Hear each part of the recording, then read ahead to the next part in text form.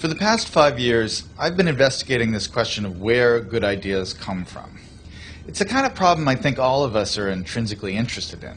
We want to be more creative, we want to come up with better ideas, we want our organizations to be more innovative. I've looked at this problem from an environmental perspective. What are the spaces that have historically led to unusual rates of creativity and innovation? And what I've found in all of these systems, there are these recurring patterns that you see again and again that are crucial to creating environments that are unusually innovative. One pattern I call the slow hunch, that breakthrough ideas almost never come in a moment of great insight, in a sudden stroke of inspiration. Most important ideas take a long time to evolve, and they spend a long time dormant in the background. It isn't until the idea has had 2 or 3 years, sometimes 10 or 20 years to mature, that it suddenly becomes accessible to you and useful to you in a certain way.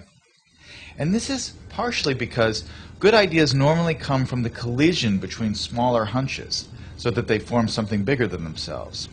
So you see a lot in the history of innovation, cases of someone who has half of an idea. There's a great story about the invention of the World Wide Web in Tim Berners-Lee. This is a project that Berners-Lee worked on for 10 years. But when he started, he didn't have a full vision for this new medium he was going to invent.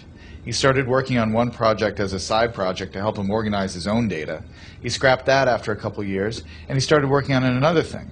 And only after about 10 years did the full vision of the World Wide Web come into being.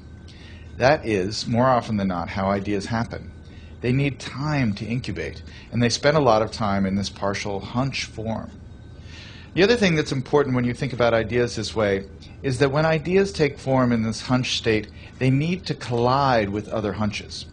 Oftentimes, the thing that turns a hunch into a real breakthrough is another hunch that's lurking in somebody else's mind. And you have to figure out a way to create systems that allow those hunches to come together and turn into something bigger than the sum of their parts. That's why, for instance, the coffee house in the Age of the Enlightenment, or the Parisian salons of modernism, were such engines of creativity, because they created a space where ideas could mingle and swap and create new forms. When you look at the problem of innovation from this perspective, it sheds a lot of important light on the debate we've been having recently about what the internet is doing to our brains. Are we getting overwhelmed with an always connected, multitasking lifestyle? And is that going to lead to less sophisticated thoughts as we move away from the slower, deeper, contemplative state of reading, for instance? Obviously, I'm a big fan of reading.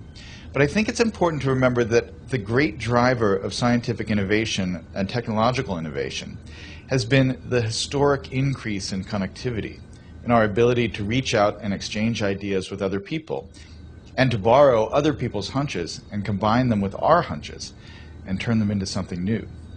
That really has, I think, been, more than anything else, the primary engine of creativity and innovation over the last 600 or 700 years.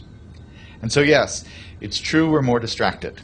But what has happened that is really miraculous and marvelous over the last 15 years is that we have so many new ways to connect and so many new ways to reach out and find other people who have that missing piece that will complete the idea we're working on, or to stumble serendipitously across some amazing new piece of information that we can use to build and improve our own ideas.